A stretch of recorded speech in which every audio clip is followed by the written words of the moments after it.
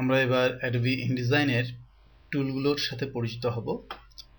Adobe InDesign এর টুলবারে আমরা যদি লক্ষ্য করি, এই টুলবারগুলো Adobe এর যে অন্যান্য সফটওয়্যার রয়েছে অর্থাৎ Adobe Photoshop বা Illustrator তাদের সাথে বেশ সামঞ্জস্য, অর্থাৎ এখানে অনেকগুলো টুলই রয়েছে যেগুলো Adobe Illustrator এর অনেক টুলের সাথে মিলে যায় এবং এর কার্যক্রমও বা এর কাজ করার যে প্রক্রিয়া সেটিও মূলত সেই Adobe Illustrator এর টুলগুলোর মতোই।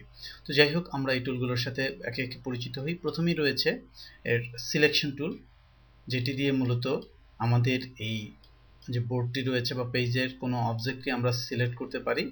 এরপর রয়েছে ডিরেক্ট সিলেকশন টুল এবং রয়েছে পজিশন টুল, যেটি দিয়ে আমরা আমাদের এখানকার কোনো অবজেক্টের কে ডিরেক্ট সিলেক্ট করতে পারি, অর্থাৎ হয়তোবা একটি অবজেক্ট রয়েছে তার মধ্যে আরেকটি পাত্র রয়েছে অথবা আলাদা আলাদা অবজেক্ট রয়েছে, ক্লিক করলে স্পেসিফিক অবজেক্টটি নির্বাচিত হবে। আমরা আমাদের পরবর্তীতে যখন কাজ করব তখন আমরা এটির সাথে পরিচিত হব।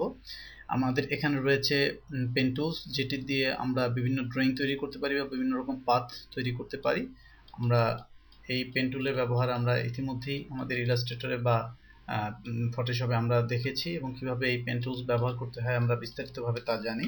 আমি তারপরও আপনাদের দেখাচ্ছি। পেন টুল ব্যবহারের প্রক্রিয়া হচ্ছে, পেন টুলটি ক্লিক করে যেখান থেকে আমি আমার পাথটি শুরু করতে চাই সেখানে ক্লিক করব এবং যেখানে শেষ করতে চাই সেখানে ক্লিক করব। আমি যদি পাথটিকে কাট করতে চাই, ক্লিকটিকে না ছেড়েই ড্র্যাগ করে এবং অ্যাডজাস্ট করে আমি পাথ তৈরি করতে পারি, যেটি মূলত এই ধরনের একটি পাথ এখানে দেখাচ্ছে। ঠিক একইভাবে আমি যদি একটু ডিফারেন্ট আঙ্গিকের পাথ তৈরি করতে চাই, আমি ক্লিক করে উদাহরণস্বরূপ এখানে ক্লিক করে আমি ঠিক এরকমটা করলাম, অর্থাৎ এই ধরনের একটি পাথ তৈরি করলাম। এখন আমি যদি এখানে ক্লিক করি তাহলে ঠিক অপোজিট ডিরেকশন দিয়ে আরেকটি পাথ তৈরি হবে। এছাড়াও আমি যদি এই ধরনের একটি পাথ তৈরি করলাম, এখানে এসে পাথটিকে ক্লোজ করে দিয়ে পুনরায় এখানে এসে আমি যদি এই ধরনের একটি পাথ তৈরি করি তাহলে দেখব যে এই ধরনের অবজেক্টও আমরা এই পেন টুল ব্যবহার করে তৈরি করতে পারছি।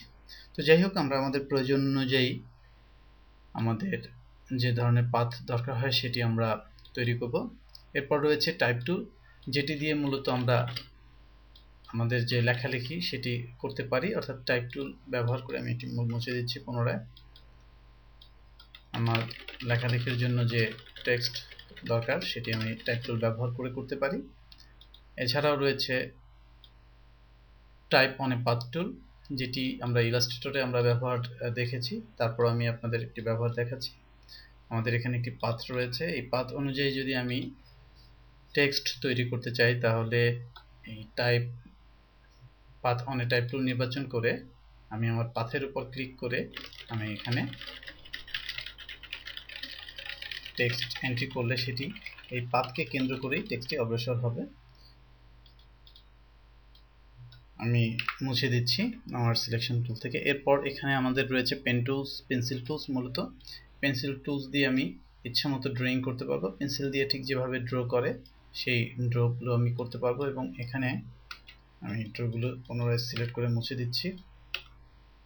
এখানে এই পেন্সিল টুলকে কেন্দ্র করে আরও কিছু টুল রয়েছে স্মুথ টুল, যেটি এই ড্রকে স্মুথ করে আমার পেন্সিলের যে বিভিন্ন ড্রগুলো আছে ড্রকে আমরা এই টুল ব্যবহার করে স্মুথ করতে পারি। এছাড়াও ইরেজ টুল রয়েছে, যেটি দিয়ে আমি মুছে ফেলতে পারি।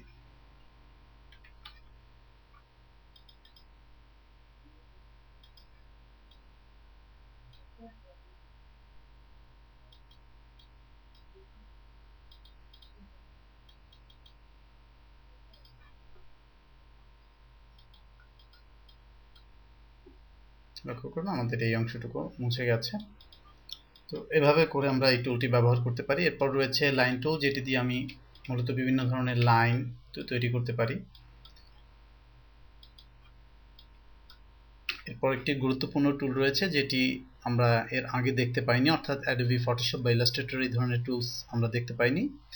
এই টুলটি হচ্ছে রেক্ট্যাঙ্গেল ফ্রেম টুল, যেটি Adobe InDesign এর ক্ষেত্রে একটি গুরুত্বপূর্ণ টুল। এবং পরবর্তী যে টুল দুটো আমি দেখতে পাচ্ছি, ellipse ফ্রেম টুলস এবং পলিগন ফ্রেম টুলস, এটি মূলত গুরুত্বপূর্ণ তিনটি টুলস। আমি ফ্রেম টুল দিয়ে